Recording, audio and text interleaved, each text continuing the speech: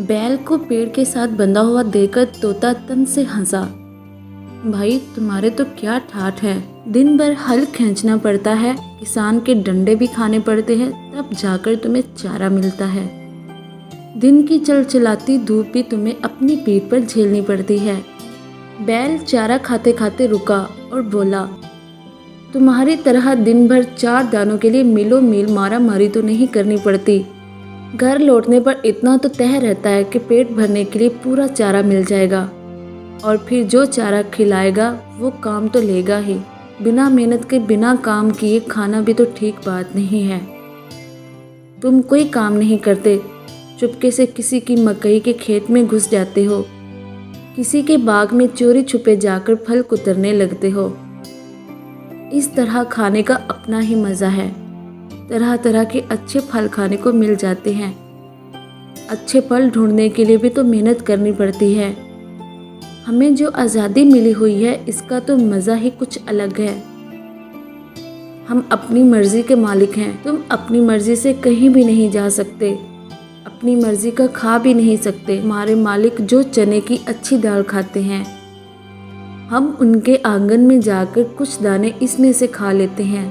तुम्हारे आंगन के आम के पेड़ पर हर साल मज़ेदार आम लगते हैं, तुमने तो कभी चखे भी नहीं होंगे।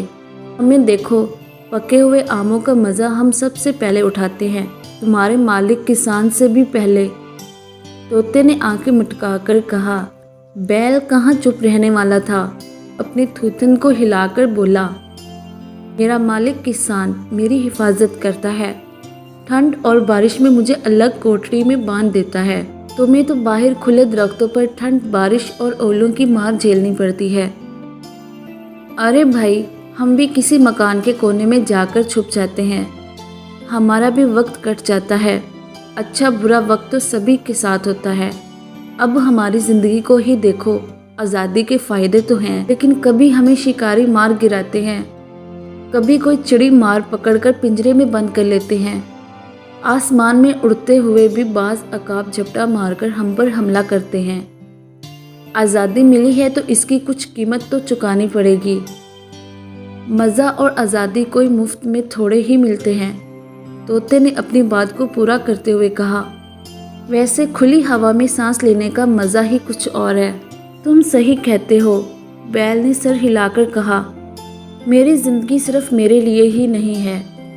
मैं जिस फसल को उगाने में मदद करता हूँ, इससे पूरे ख़ानदान की परवरिश होती है। मेरा मालिक मुझे चारा खिलाने के बाद ही खाना खाता है, और सुबह उठकर मुझे पहले चारा खिलाता है, तब खुद कुछ खाता है। मेरी ज़िंदगी तुम्हारी तरह आज़ाद भले ही ना हो, मगर एकदम बेमायनी भी नहीं है। तोते को बैल की बात सही लगी। वो बोला, हम दोनों ही अपनी अपनी जगह दुरुस्त हैं। कुदरत ने हमारी ज़िंदगी को जैसा बनाया है, हमें वैसे ही जीना है। अच्छा चलता हूँ, ये कहकर तोता फिर से उड़ गया। बैल देर तक सर उठाए देखता रह गया।